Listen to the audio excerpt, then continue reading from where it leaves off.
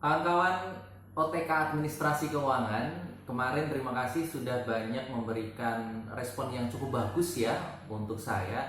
Saya kali ini mendapatkan beberapa pertanyaan yang saya sudah membuat daftar dan itu sangat bagus-bagus sekali. Kali ini saya akan mencoba mengulas satu persatu. Walaupun tidak semuanya akan saya jawab karena dari 25 pertanyaan ini sebetulnya ada beberapa yang dia itu hampir sama pertanyaannya. Jadi saya rasa nanti jawabannya pun hampir mirip. Oke, langsung kita mulai ya. Pertanyaan pertama, ini ada yang menanyakan seperti ini. Bagaimana jika seorang bendahara dalam suatu perusahaan mereka itu tidak mengetahui tentang tata kelola keuangan yang baik ya?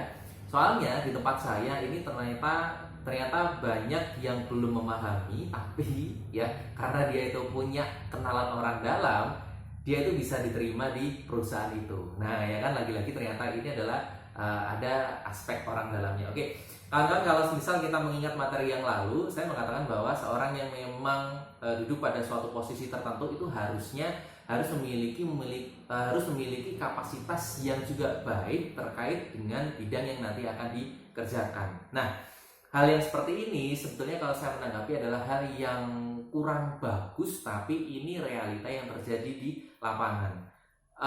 Pesan saya untuk teman-teman yang sekarang itu masih belajar di taraf bangku perkuliahan gitu ya, pelajari dengan baik ya, kompetensinya itu kuasai dengan baik hal-hal yang sekarang itu menjadi fokus tujuan belajar teman-teman. Misal ini ada di pendidikan ekonomi ya, kuasai dengan baik semua ilmu yang ada di pendidikan ekonomi, sehingga nanti kalau teman-teman ini berhadapan dengan situasi seperti ini, itu mereka manajemen akan memilih, ini saya pilih ada satu orang yang memang betul-betul pintar pada bidangnya, ataukah ini saya pilih orang yang nggak bisa apa-apa tapi ini adalah saudara saya, kan gitu. Biarkan nanti pihak manajemen yang akan menimbang ulang.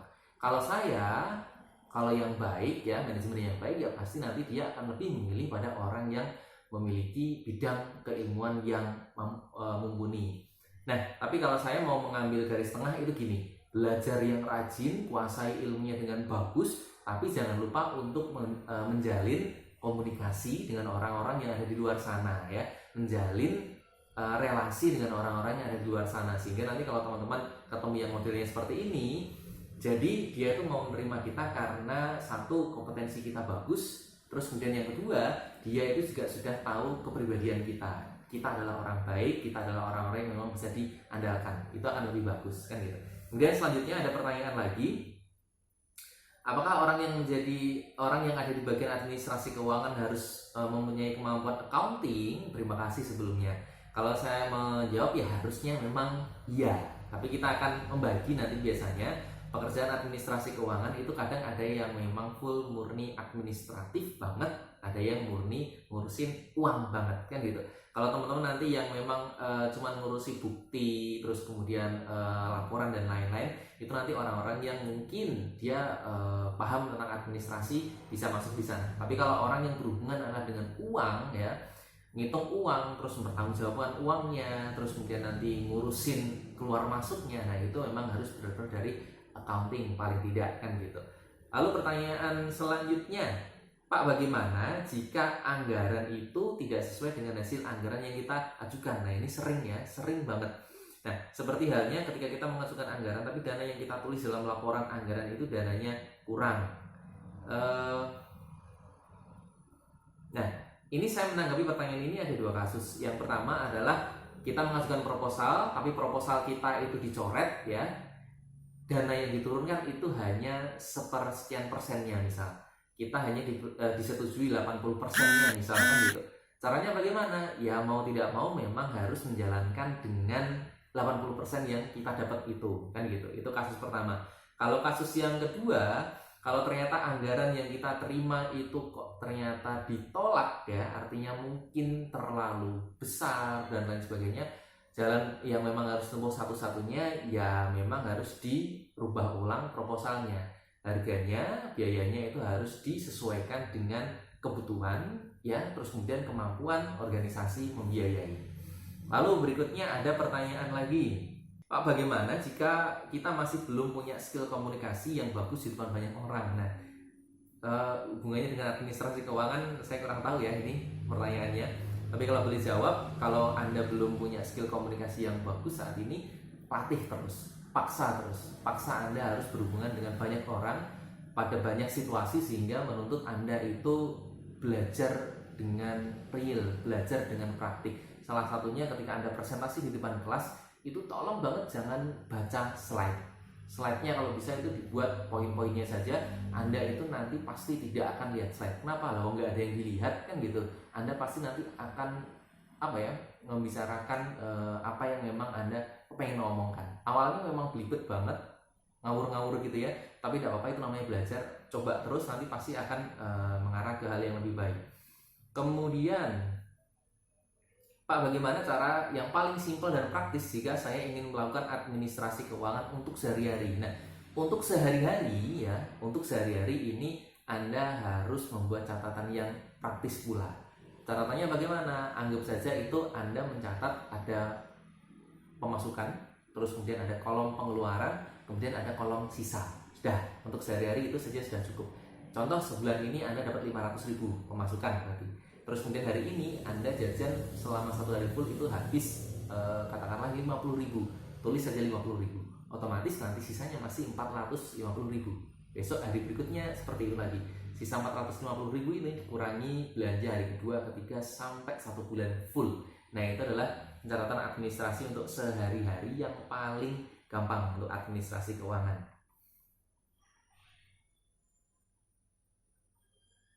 Nah, berikutnya saya ingin bertanya mengenai penyusunan anggaran ya.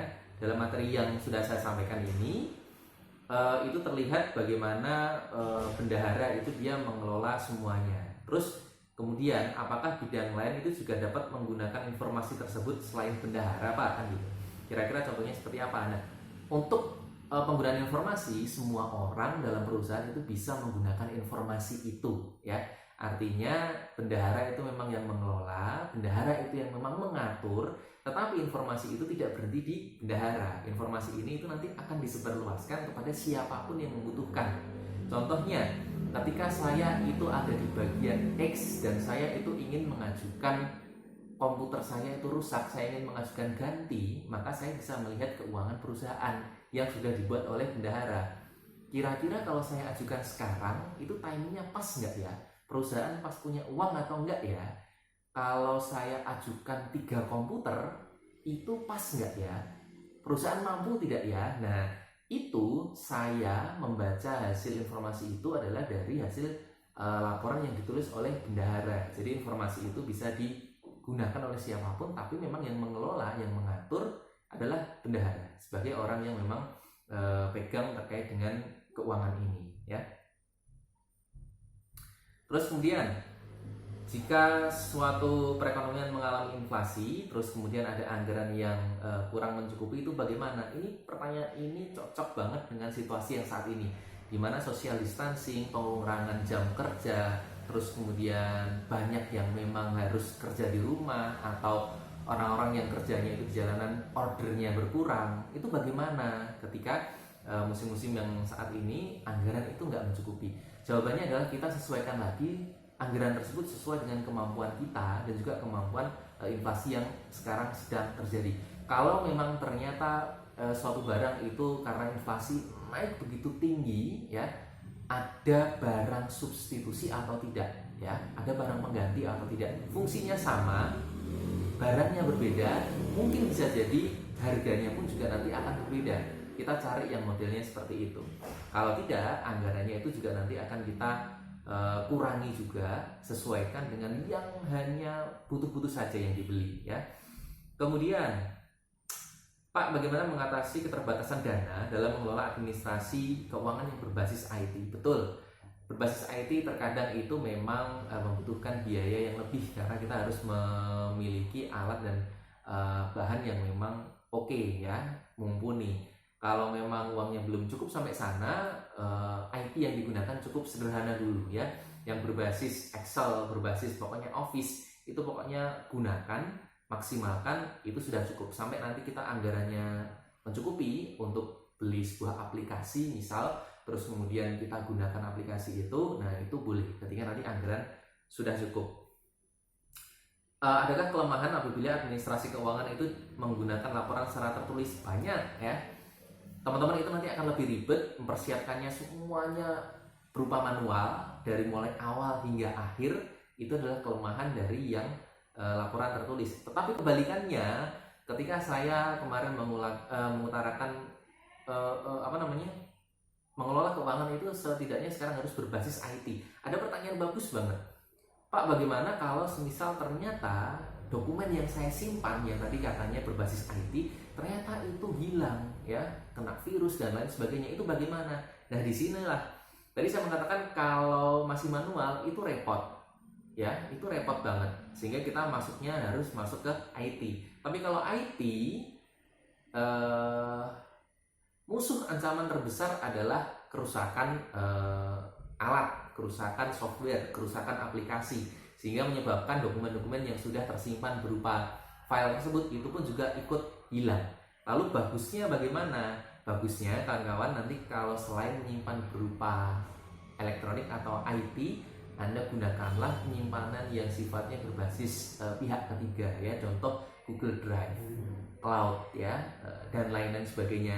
Itu kita gunakan untuk mengantisipasi jika ternyata aplikasi kita ini yang kita gunakan secara utama rusak, Anda masih punya penyimpanan di tempat yang lain, kan gitu. Lalu kemudian kalau semisal Pak Bendahara ini lupa memasukkan format data belanja laporan keuangan dengan waktu yang begitu lama, ya, artinya teman-teman ini lupa input data tapi sudah sangat lama. Bagaimana penyusunan administrasi keuangan tersebut jika barang buktinya hilang? Ini adalah hal yang tidak boleh terjadi dalam administrasi keuangan. Itulah kenapa seorang bendahara atau seorang administrator keuangan itu orangnya harus teliti, ya. Orangnya betul-betul harus taat pada aturan. Kalau memang hari ini ada pembelanjaan sekian, buktinya sudah turun, hari itu juga itu harus ditulis pada form yang sudah disiapkan, tidak boleh besok. Kenapa? Kalau kita menunda, ada kemungkinan akan lupa. Kalau sudah lupa, bahkan sampai buktinya hilang, itu sangat fatal. Kita bisa dianggap memanipulasi pengeluaran, ya. Artinya harusnya itu kita menyodorkan uang 1 juta dengan bukti 1 juta, tapi karena ini tidak ada barang buktinya, kita anggap 1 juta ini itu digelapkan atau digunakan oleh pribadi si karyawan ini, sehingga bendahara tidak mau menerima, mau tidak mau uang 1 juta itu harus kembali. Nah, itu kan repot, sehingga tidak boleh adanya penundaan untuk pelaporan.